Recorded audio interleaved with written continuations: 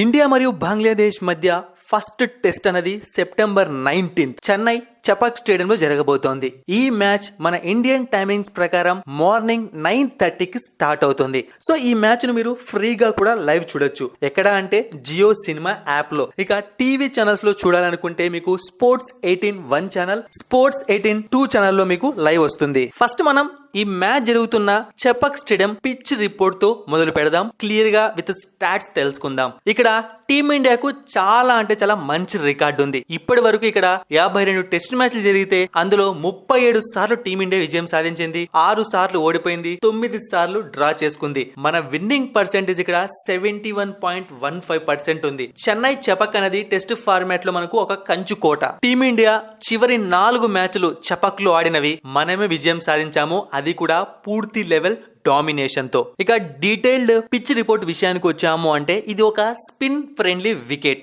కాబట్టి స్పిన్నర్లకు ఇక్కడ స్వర్గం లాగా ఉంటుంది. ఇక స్లో పేస్ బాల్స్ అనేవి ఎక్కువగా ఫాస్ట్ గా వెళ్ళవు. సో ఇది కూడా స్పిన్నర్స్ కి మరో రకంగా అడ్వాంటేజ్ అవుతుంది. ఇక అది మాత్రమే కాకుండా ఇక్కడ కొంచెం వేరియబుల్ బౌన్స్ ఉంటుంది. అంటే కొన్నిసార్లు ఎక్కువ బౌన్స్ రావడం, కొన్నిసార్లు తక్కువ బౌన్స్ రావడం, దీనివల్ల బ్యాట్స్మెన్స్ ఇబ్బంది పడుతూ ఉంటారు. ఇక అంతేకాకుండా మ్యాచ్ జరిగే కొద్దీ పిచ్ అనేది కొంచెం చేంజ్ అవుతూ వస్తుంది అనమాట. అంటే ఎక్కువగా క్రాక్స్ అనేవి మనకు జనరేట్ చేస్తూ ఉంటుంది ఈ పిచ్. ఈ కారణంగా మళ్ళీ ఇక్కడ లాస్ట్ కి బౌలర్స్ చేతిలోకి పిచ్ అనేది వెళ్ళిపోతుంది. యావరేజ్ ఫస్ట్ ఇన్నింగ్ స్కోర్ చూసాము అంటే చపాక్ లో 300 రన్స్ ఉంది. సో ఓవరాల్ గా చూసుకున్నాము అంటే స్పిన్ బౌలర్స్ ఎవరి టీమ్ లో బలంగా ఉంటారో వాళ్ళకి ఈ పిచ్ అనేది ఎక్కువగా అడ్వాంటేజ్ అవుతుంది. అండ్ అలాగే కంచు కోట అని నేను ఆల్రెడీ చెప్పాను. సో దాని పరంగా చూసుకున్న టీమిండియాకు హోమ్ గ్రౌండ్ అడ్వాంటేజ్ క్లియర్ గా కనిపిస్తోంది. ఇక మనం ఇండియా మరియు బంగ్లాదేశ్ మధ్య టెస్ట్ రికార్డ్ చూసాము అంటే టోటల్ గా 11 మ్యాచ్లు జరిగితే టీమిండియా 9 మ్యాచ్ల్లో గెలిచింది. బంగ్లాదేశ్ ఎప్పుడు కూడా మన పైన గెలవలేదు.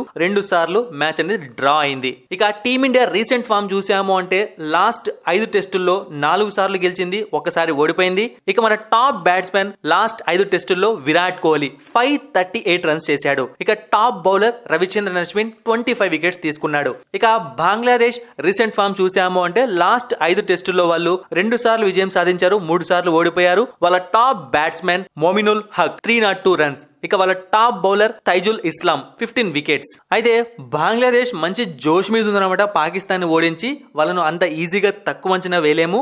కొంచెం జాగ్రత్తగా కూడా మన వాళ్ళు ఆడాల్సి ఉంటుంది. ఇక రెండు టీమ్స్ యొక్క ప్లేయింగ్ 11 చూసాము అంటే team India predicted playing 11 Rohit Sharma, Yashasvi Jaiswal, Shubman Gill, Virat Kohli, KL Rahul, Rishabh Pant, Ravindra Jadeja, Ravichandran Ashwin, Kuldeep Yadav, Mohammed Siraj, Jasprit Bumrah. ఇక బంగ్లాదేశ్ ప్రెడిక్టెడ్ ప్లేయింగ్ 11 షాద్మాన్ ఇస్లాం, జాకిర్ హసన్, నజ్ముల్ హుసైన్ షాంటో, మొమినుల్ హక్, ముష్ఫికుర్ రహీం, షకీబుల్ హసన్, లిటన్ దాస్, మెహదీ హసన్ మిరాజ్, తైజుల్ ఇస్లాం, తస్కిన్ అహ్మద్, హసన్ మహమూద్. ఇదన్నమాట రెండు టీమ్స్ యొక్క పరిస్థితి. ఖచ్చితంగా ఈ మ్యాచ్ లో టీమిండియా గెలవడానికే 100% ఛాన్సెస్ ఉన్నాయి. మరి ఏం జరుగుతుందో తెలియాలంటే వెయిట్ చేయాల్సిందే. మరిన్ని ఇంట్రెస్టింగ్ వీడియోస్ కోసం సబ్స్క్రైబ్ చేయడం మర్చిపోకండి.